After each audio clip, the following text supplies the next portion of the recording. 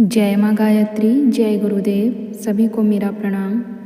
गायत्री के प्रत्यक्ष चमत्कार में आज फिर से एक नए चमत्कार के साथ प्रस्तुत हूँ। आज हम जानेंगे गायत्री का आग्नेयास्त्र। गायत्री उपासकों में स्वामी योगानंद का नाम बड़ी श्रद्धा के साथ लिया जाता है। गायत्री उपासना में उनकी अगाध श्रद्धा थी। माँ की कृपा से उनको अनेकों सिद्धियाँ भी प्राप्त थीं। जीवन पर्यंत उन्होंने गायत्री उपासना का प्रचार किया। अपनी भौतिक एवं आध्यात्मिक सफलताओं का कारण गायत्री उपासना को बताते हैं। उनका कहना है कि जगत जननी ने हमारा सदा मार्गदर्शन किया तथा विकट परिस्थितियों में रक्षा की। प्रस्तुत है उन्हीं के शब्दों में जीवन की रोमांचक घटना, जिसमें गायत्री महामंत्र का चमत्कार दिखाई पड़ा।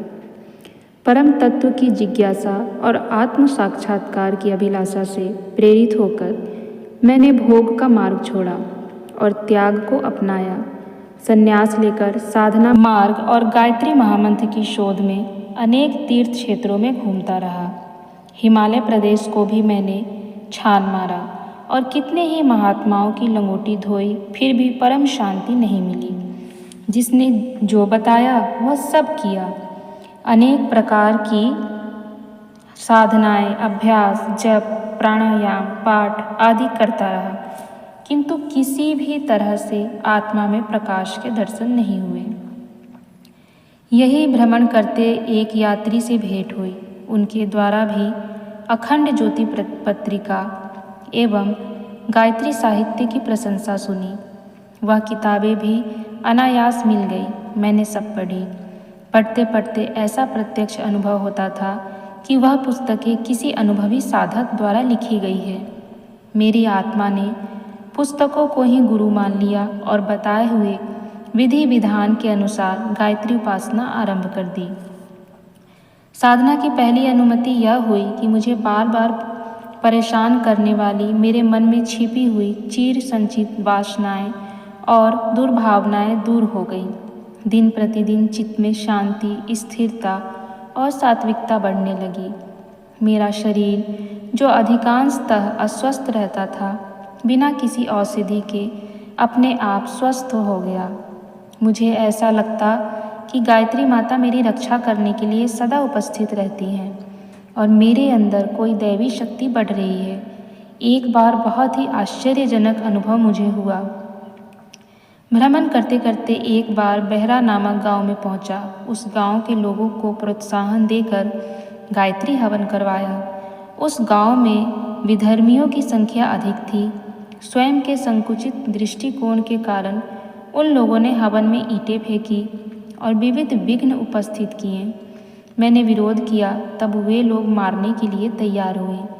मैं यहाँ कुछ दिनों रहा। वे लोग प्रतिदिन कोई न कोई दुष्टता मेरे लिए तैयार रखते थे। एक दिन तो उन्होंने रात्रि को मेरे एकांत स्थान पर हमला करके मुझे मारने का षड्यंत्र रचा। जब रात को सो रहा था, तब माँ गायत्री सामने खड़ी थी। उन्होंने मुझे हाथ पकड़कर उठाया और कहा, देखो, तुमको मारने के लिए सामने दुष्टों की टोली खड़ी हुई है। मैं खड़ा हुआ और देखा तो थोड़ी ही दूर पर कुछ लोग हथियारों के साथ सुसज्जित होकर मुझे मारने के लिए आ रहे थे। अब मैं क्या करता? मैंने गायत्री मंत्र का आग्नेयास्त्र प्रयोग किया। मैंने उस विद्या का अभ्यास तो किया था, किंतु उसका प्रयोग तो पहली बार ही कर रहा था। उन आतताइयों पर मैंने मंत्र का प्रहार किया। इससे उनके शरीर जलने लगे और वे चिल्लाते हुए गांव की ओर भागने लगे। उनकी चिल्लाहट से लोग जाग गए। वे लोग कह रहे थे, हम जल रहे हैं, हमारे प्राण बचाओ। उनके कथन पर किसी को विश्वास नहीं हो रहा था, क्योंकि वहां आग कहीं नहीं दिखाई दे रही थी। लोगों ने इसे उनका पागलपन समझकर चिल्लाने वालों को पकड़ा तो सचमुच ऐसा लगा कि मानो आग को स्पर्श किया हो। जो पकड़ने के लिए आगे बढ़े हुए दूर हट गए। यह एक आश्चर्यजनक घटना थी। पूरा ही गांव एकत्रित हो गया। पूछताछ करने पर आक्रांताओं ने बताया, हम स्वामी जी को मारने गए थे। वहाँ से वह पीड़ा होने लगी। सब लोग मेरे पास आए। मैंने शांति पाठ किया, तब उनके शरीर का दावानल शांत हुआ। मेरी इस चमत्कारी शक्ति की विज्ञप्ति हुई। लोग मेरे पास लाभ उठाने के लिए भेंट सौगात लेकर आने लगे। यह सोचकर कि यह सब मेरी साधना में विघ्न उपस्थित करेंगे, मैं वहाँ से दूसरे ही दिन चल दिया। उपरोक्त प्रयोग में एक उल्लेखनीय बात यह हुई कि प्रयोग की विधि ठीक प्रकार मालूम न होने से गायत्री का आग्नेयास्त्र प्रयोग करने से मेरे मुंह और हाथ भी जल गए थे, जो 15 दिन में ठीक हुए। उस दिन से गायत्री पर मेरी श्रद्धा और भी दृढ़ हो गई।